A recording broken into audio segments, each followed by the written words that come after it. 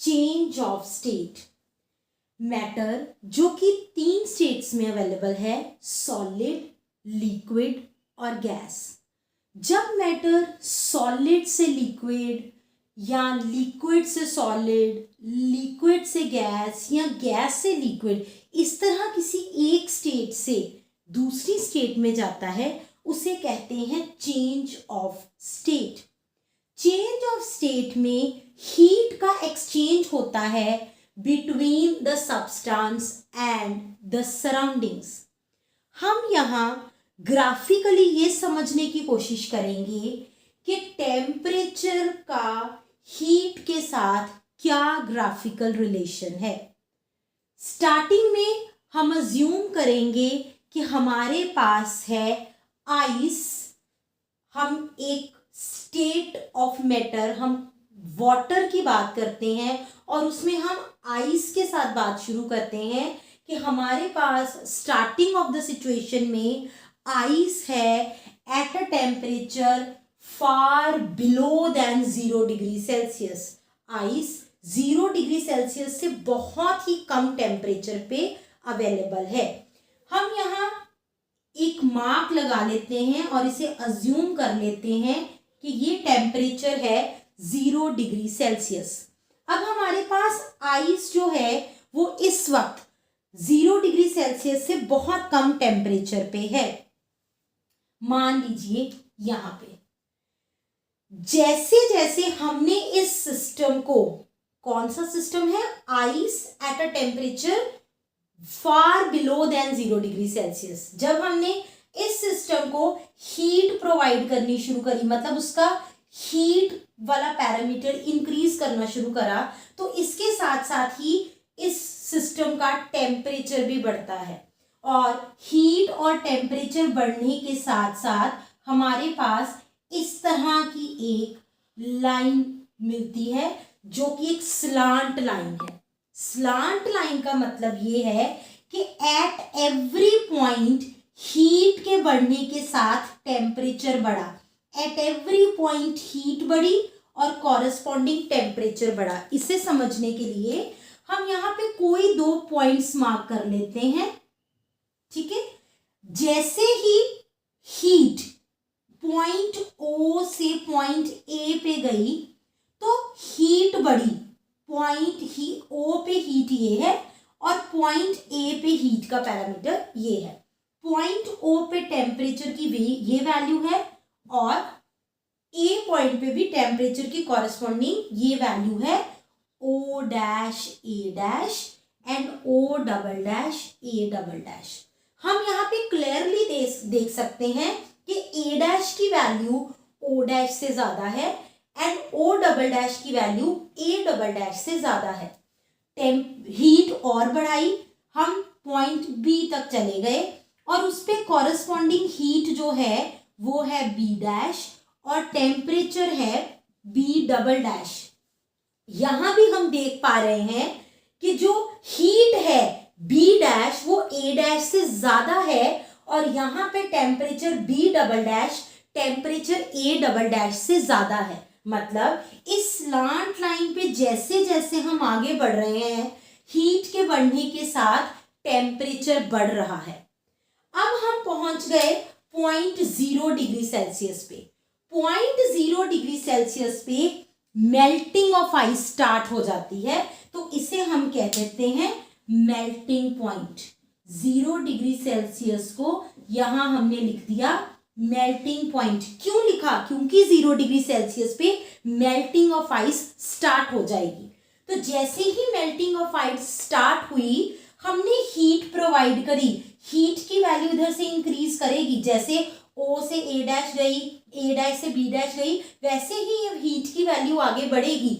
लेकिन यहाँ पे टेम्परेचर इंक्रीज नहीं हो रहा और ये जो हीट है, ये हमारे पास जो लाइन आई वो पैरेलल आई to the heat axis. Line heat axis के पैरेलल आ रही है। लाइन हीट एक्सिस के पैरेलल आने का मतलब है यहां पे अगर मैं कोई 2 पॉइंट्स मार्क करूं तो उस पे हीट की वैल्यू तो अलग अलग है, हीट की वैल्यू तो बढ़ रही है, लेकिन कॉरेस्पॉन्डिंग टेम्परेचर की जो वैल्यू है वो सेम है। हीट की वैल्यू के बढ़ने के साथ टेम्परेचर नहीं बढ़ रहा, तो वो हीट क्या कर रही है, वो हीट स्टेट ऑफ मैटर को चेंज कर रही है। वो हीट क्या कर रही है, आइस को वाटर में कन्वर्ट कर रही है। इस हीट को हम क्या कहेंगे, इस हीट को हम कहेंगे लेटेंट हीट।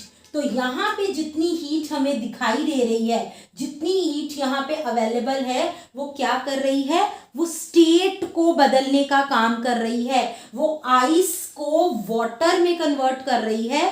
तो वो हीट कौन सी हुई, लेटेंट हीट। अब यहाँ पे जो हमारे पास ये वाली कर्व है, ये है सॉलिड फेज की, क्योंकि यहाँ पे आइस है, तो सॉलिड फेज के साथ हम लिख देते हैं आइस। अब जब हम यहाँ पे पहुंचे तो यहाँ पे मेल्टिंग हो रही है, यहाँ पे कन्वर्शन हो रही है सॉलिड से लिक्विड की, मतलब आइस से वाटर बन रहा है। और जो हीट है यहाँ पे वो कौन सी है, वो हीट है लेटेंट हीट। एक पॉइंट पे आके, हीट की एक वैल्यू पे आके सारी की सारी आइस जो है वो वाटर में कन्वर्ट हो गई। जब सारी की सारी आइस वाटर में कन्वर्ट हो जाएगी, अब जब हम इस सिस्टम को और हीट देंगे तब वो क्या करेगा, तब वो इसका टेम्परेचर भी इंक्रीज करेगा। हीट बढ़ने के साथ सिस्टम का टेम्परेचर भी बढ़ेगा। यहाँ पे भी यही हो रहा था ना, हीट बढ़ने के साथ सिस्टम का टेम्परेचर बढ़ रहा था।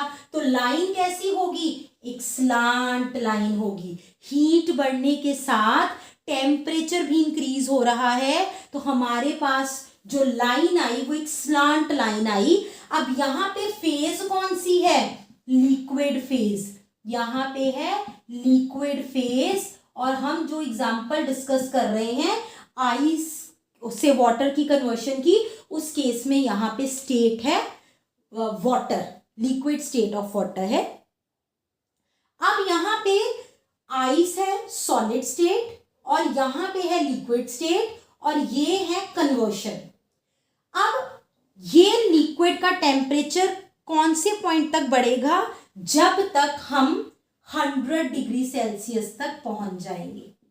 जैसे ही हम 100 डिग्री सेल्सियस पे पहुंचेंगे, तो यहाँ पे 100 डिग्री सेल्सियस तक पहुंचे एक स्लांट लाइन के साथ, और जब हम 100 डिग्री सेल्सियस पे पहुंचेंगे तो बॉइलिंग ऑफ वाटर स्टार्ट हो जाएगी। तो इसे हम कह सकते हैं बॉइलिंग पॉइंट। बॉइलिंग में क्या होगा, स्टेट बदलेगी, फिर से जो लिक्विड स्टेट है वो गैस स्टेट में कन्वर्ट होनी शुरू हो जाएगी। स्टेट का चेंज हो रहा है, मतलब जो हीट होगी वो टेम्परेचर को इंक्रीज नहीं करेगी। हीट टेम्परेचर को इंक्रीज नहीं कर रही। यहाँ पे भी यही हो रहा था, हीट बढ़ रही थी, टेम्परेचर नहीं बढ़ रहा था। यहाँ पे भी क्या होगा, हीट बढ़ेगी, टेम्परेचर नहीं बढ़ेगा। हीट बढ़ी, टेम्परेचर नहीं बढ़ा, तो क्या हो रहा है, कन्वर्शन ऑफ स्टेट हो रही है। यहाँ पे भी कन्वर्शन ऑफ स्टेट हुई फ्रॉम लिक्विड टू वेपर्स। तो यहाँ पे कन्वर्शन ऑफ स्टेट हुई फ्रॉम लिक्विड टू वेपर। यहाँ पे जो वाटर है वो वाटर वेपर्स में कन्वर्ट हो गया। तो वाटर जो है हमारे पास वाटर वेपर्स में कन्वर्ट हो गया। तो यहाँ पे डायग्रामेटिकली हम समझ पा रहे हैं कि यहाँ पे स्टेट है सॉलिड, ये जो लाइन है ये हमें फेज का चेंज बता रही है। यहां से फिर लिक्विड स्टेट में हीट के बढ़ने के साथ टेम्परेचर बढ़ा, और यहाँ पे ये लाइन जो कि पैरेलल टू हीट एक्सिस है, ये हमें फिर से फेज का चेंज बता रही है। और इस तरह से हमने डायग्रामेटिकली चेंज ऑफ स्टेट को समझा, ग्राफिकली ये देखने की कोशिश करी कि चेंज ऑफ स्टेट में हीट और टेम्परेचर का ग्राफिकल रिलेशन क्या है।